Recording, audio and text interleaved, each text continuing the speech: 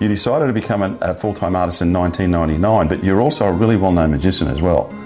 Yeah, I had a lot of years where I performed, and I also had the art in the background, but the music was the bread and butter for me for a lot of years. Skin studies are the bread and butter of a preparator's work. We have this brown goshawk, which was donated to the museum. What we're going to do with it, though, is have it as part of our museum collection, but it'll be a skin study. So you're kind of probably thinking long term about what you want to do, but it might take a long time. Now, around reality TV, which is my main bread and butter, I also do documentaries. So I just did a fabulous doco for the ABC called Keeping Australia Alive, which...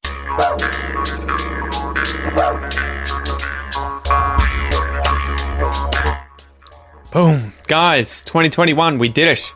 First expression episode of the new year. Welcome to the other side. Welcome to the other side. Man, it was good to have 2020 over and done. Before we get into things, I want to give you a bit of an apology, my sincerest apologies for not being consistent with the expression episodes for the last month or two. There's been a lot going on. There's been a lot in the works. And you'll hear a bit more about this in an episode that'll be out soon where I sat down with my wife, Hakel, and we spoke about our 2020. We sort of recapped the year, the good, the bad, the ugly, everything like that. And we talk about why we have to move house yet again. Anyone who was listening to the podcast when we were living in Canberra will understand the issues we've had with moving houses in the past. Anyway, so apologies for that. Hopefully this year it's going to be a lot more consistent and you'll be getting a lot more episodes like this. So I'm your host, Pete. This is the Aussie English Podcast, the #1 podcast for anyone and everyone wanting to learn Australian English, as well as get their fair dinkum dose of Aussie history, culture, news and current affairs, facts, everything like that. If you're an Australia-phile, someone who loves Australia and who is learning English, this is the podcast for you. Before we get into the meat of this episode, the content of this episode, don't forget if you want the full transcripts, you can download them by joining the Premium Podcast membership or the Academy membership, which includes the Premium Podcast membership in it, at aussieenglish.com.au. The link will be down below, or just type that into your web browser. And if you want the free worksheet, I've started something new this year where I'm trying to create downloads for you for each episode that'll at least give you something to work on for free. If you want the free worksheet for this episode, which will cover some of the more interesting expressions that were used in this episode, and don't worry, members, for the Premium Podcast, it's included for you guys in the transcript. If you want that free one, again, go down below or click on the website page for this podcast episode and you'll be able to download that for free. Anyway, let's get into it. So, to begin with, I have an Aussie joke for you. They're not always about Australia, but they're a joke. I'm an Aussie, so it's an Aussie joke, I guess. Did you hear the joke about the butter?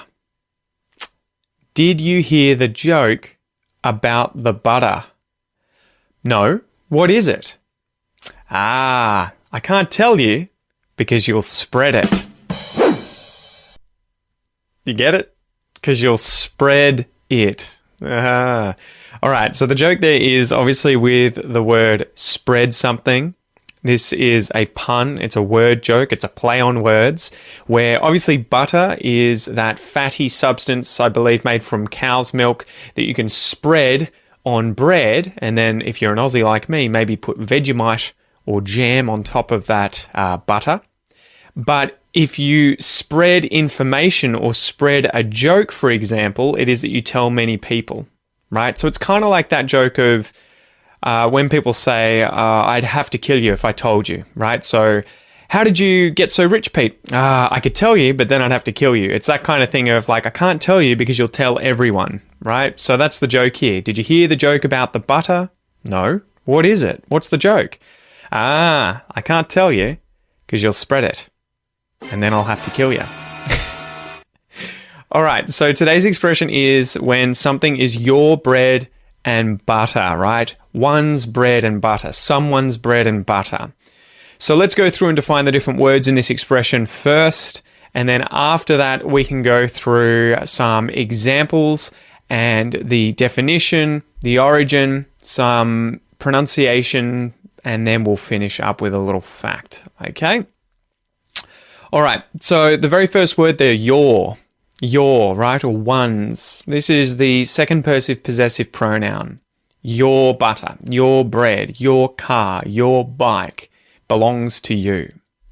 Bread, this is the stuff that is made of flour, water, and yeast, probably also sugar at times, and it is mixed together and then baked, usually in an oven, sliced up, and if you're an Aussie, it is toasted, and then you put Vegemite on it. Sometimes, not all the time. And then lastly, we have butter. Butter. Did you hear the T flap there? Butter.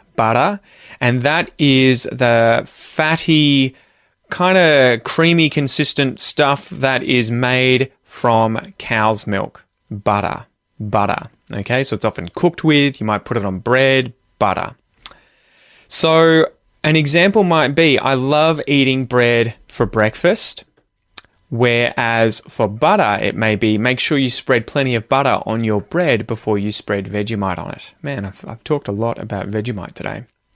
So if something is your bread and butter, I wonder if you guys have heard this expression or know what it means. It's something that is a vital component of something. So bread and butter as in foodstuffs, right? Food that are considered a basic form of sustenance, bread and butter. But if something is your bread and butter, it can also be a job or task that provides someone with a steady income. So this is kind of related to that expression, what do you do for a crust? What do you do for money in order to buy bread that is then obviously cooked and gives you a crust to eat?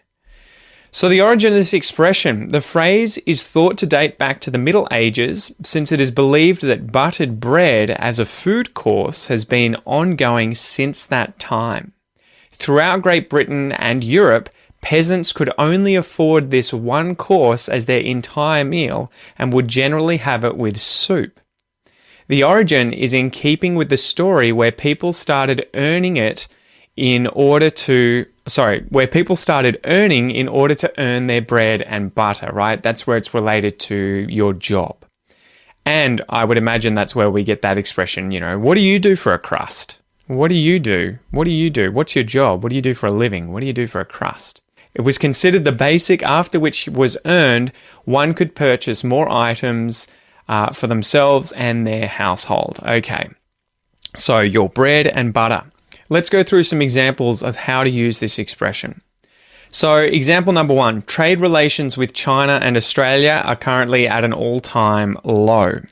There's been a lot of mud slung back and forth between the countries, and China's banned a bunch of Australian exports, which is affecting numerous Australian industries, things like lobster. I think they've done it to wood now. They were doing it to coal more recently and barley. Hopefully, though, the relationship will get back on track because good trade relationships with neighbouring countries are the bread and butter of a successful country. Example number 2. So when I was a young kid, I used to love playing musical instruments. I had guitar lessons, drum lessons, piano lessons. Man, I even had clarinet lessons when I was at high school. Those were the days. Singing lessons as well, and singing became my passion. That was what I absolutely fell in love with. And I also played in a few bands here and there as well. I had big dreams of one day becoming a rock star, but as we know, life took a different turn and I ended up studying science for probably longer than I should have, and then now becoming an online English content creator. So you could say, Pete loves playing guitar, but online English content creation is his bread and butter. Okay, his bread and butter. Example number 3. Imagine that you are a language teacher. You speak a few languages fluently, maybe Chinese, like Mandarin or Cantonese, German or French. However, French is by far and away your most advanced language and the primary language that you teach, the main one that you focus on, that you feel most comfortable teaching. So you could say your bread and butter is French, but that you can also speak a few other languages like Cantonese and German. So French is the main one, the most advanced one, and the one that you make a living with, that you earn a crust with. It's your bread and butter. All right. So hopefully now you understand the expression someone's bread and butter, your bread and butter. It can be a vital component of something, or it can be a job or task that provides someone with a steady income. Someone's bread and butter. So now let's have a listen again to the clips from the start of this episode, where hopefully you'll be able to understand how this expression, your bread and butter, is being used. You decided to become a full-time artist in 1999, but you're also a really well-known magician as well. Yeah, I had a lot of years where I performed, and I also had the art in the background, but the music was the bread and butter for me for a lot of years. Skin studies are the bread and butter of a preparator's work. We have this brown goshawk which was donated to the museum. What we're going to do with it though is have it as part of our museum collection, but it'll be a skin study. So you're kind of probably thinking long term about what you want to do, but it might take a long time. Now, around reality TV, which is my main bread and butter, I also do documentaries. So I just did a fabulous doco for the ABC called Keeping Australia Alive. All right, so now we're going to go through a pronunciation exercise. This is where I'm going to get you to listen and repeat after me. We're going to go through the phrase your bread and butter and then conjugate through this phrase a little bit. So if you're working on your Australian pronunciation, obviously pay real attention to how I'm pronouncing these words, as well as the intonation, everything like that.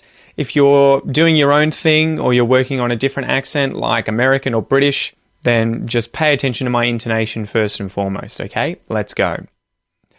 Your bread. Your bread and. Your bread and butter. Your bread and butter. I'm going to speed it up. Your bread and butter. Your bread and butter.